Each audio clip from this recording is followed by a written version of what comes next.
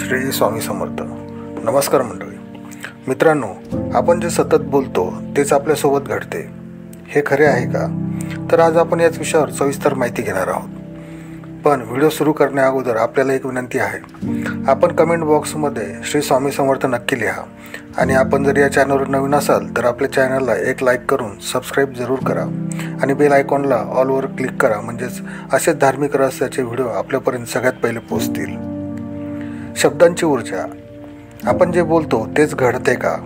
आपण दररोज असंख्य शब्द उच्चारतो. काही वेळा आपले बोलणे सहजपणे घडते, तर काही वेळा आपण विचारपूर्वक बोलतो. पण एक गोष्ट आपण अनेकदा विसरतो.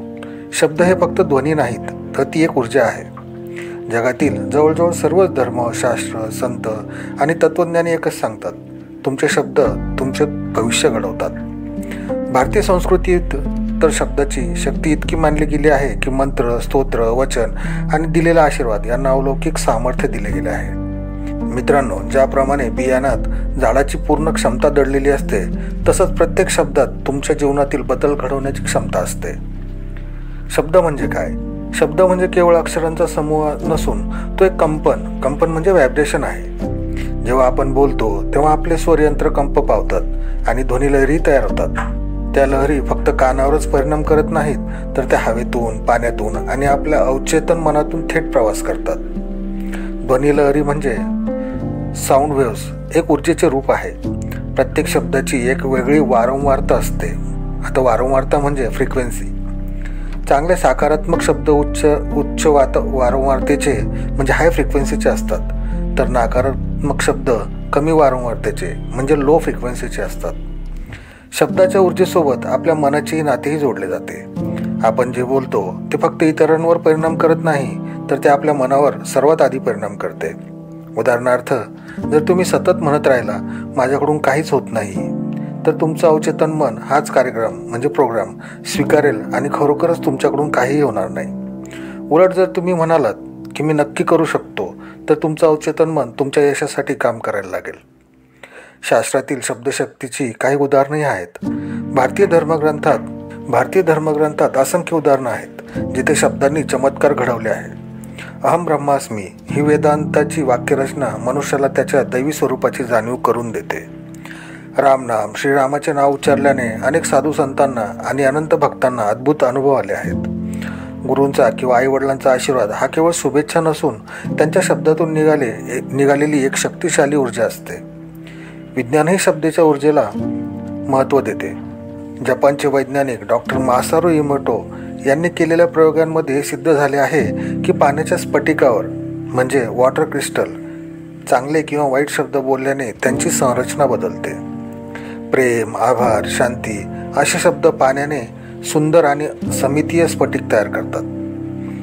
तसेच द्वेष, राग, हिंसा असे शब्द विस्कळीत आणि कुरूप स्फटिक निर्माण करतात. मित्रांनो, आपले शरीर 70% पाण्याने बनलेले असल्याने आपण स्वतःला काय बोलतो याचा थेट परिणाम आपल्या आरोग्य, मनस्थिती आणि आपल्या जीवनावर होतो. तुम्ही जे बोलता तेच घडते का? तुम्ही जे बोलता तेच का घडते? याचं कारण म्हणजे अवचेतन मन तुमचे शब्द हुकुमासारखे मानतो. तुम्ही जे बोलता त्यानुसार तुमचे विचार बदलतात. विचारानुसार कृती होते आणि कृतीनुसार परिणामही मिळतात. हे एक कारण परिणाम चक्र आहे. शब्द बोलल्याने विचार तयार होतात व विचाराने कृती होते आणि त्यामुळे आपल्या जीवनावर त्याचे परिणामही होतात. आता सकारात्मक शब्द बोलण्याचे फायदे काय? तर सकारात्मक बोलल्याने आपले मन प्रसन्न राहते. लोकांशी आपले नातेसंबंध मजबूत होतात. सकारात्मक बोलल्यावर आपला आत्मविश्वास वाढतो आणि आपले आरोग्यही सुधारते. सकारात्मक बोलल्याने आपल्या जीवनात चांगल्या संधी येतात. तसेच नकारात्मक शब्दांचे दुष्परिणामही आहेत. नकारात्मक बोलल्याने मन दुःखी होते, आपल्या नात्यामध्ये गैरसमज वाढतात, अपयशाची शक्यताही वाढते, ताण, तणाव, चिंता, नैराश्य वाढते, शारीरिक आजारांची शक्यताही वाढायला लागते. मित्रांनो, आपण रोजच्या जीवनात शब्दशक्ती कशी वापरली पाहिजे? आपण सकाळी उठल्यावर स्वतःला चांगले वाक्य म्हणा, आजचा दिवस खूप सुंदर आहे. बघा, इतरांविषयी चांगले बोला, त्यांच्यामध्ये चांगुलपणा पहा. नकारात्मक वाक्य शक्यतो टाळावे.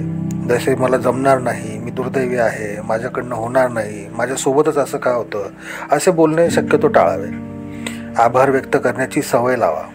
प्रार्थना, मंत्रजप किंवा स्तोत्रपठनही करा. मंत्रजपामध्ये शब्दांची ऊर्जा सर्वाधिक जास्त असते. भारतीय परंपरेतील मंत्रजप हा शब्दशक्तीचा सर्वोत्तम उपयोग आहे मित्रांनो. आपण जर नियमित मंत्रजप केल्यास त्याचे अधिक लाभ आपल्यालाही मिळतात. जसे की ओम नमः शिवाय या मंत्राचा जप करा. यामुळे आपल्याला आत्मशांती आणि शक्ती मिळते. ओम गण गणपते नमः या मंत्राचा जप आपले अडथळे दूर करतो. ओम श्री महालक्ष्मी नमः हा मंत्र आपल्याला समृद्धी देतो. त्यासाठी नियमित जप करावा. मित्रांनो, शब्द हे बीज आहेत. जसे बी तुम्ही पेराल तसेच फळ मिळेल. म्हणून चांगले, प्रेरणादायी, सकारात्मक शब्द बोला. स्वतःला आणि इतरांनाही आशीर्वाद द्या. प्रार्थना, जप आणि चांगले विचार अंगीकारा. लक्षात ठेवा मित्रांनो, तुम्ही जे बोलता तेच तुम्ही बनता. तुमचे आजचे शब्द तुमचे उद्याचे जीवन घडवतात. तेव्हा बोलताना शब्द जपून वापरा. तर मित्रांनो, आज आपण इथेच थांबू, नाहीतर व्हिडिओ खूप मोठा होईल. मित्रांनो, आपल्याला ही माहिती कशी वाटली हे आम्हाला कमेंटमध्ये जरूर कळवा. आणि कमेंटमध्ये श्री स्वामी समर्थ नक्की लिहा. आपल्या देवभक्ती चॅनलला एक सबस्क्राईब करा मित्रांनो. भेटूया पुढील भागात असेच एक धार्मिक रहस्याची माहिती घेऊन. धन्यवाद. श्री स्वामी समर्थ.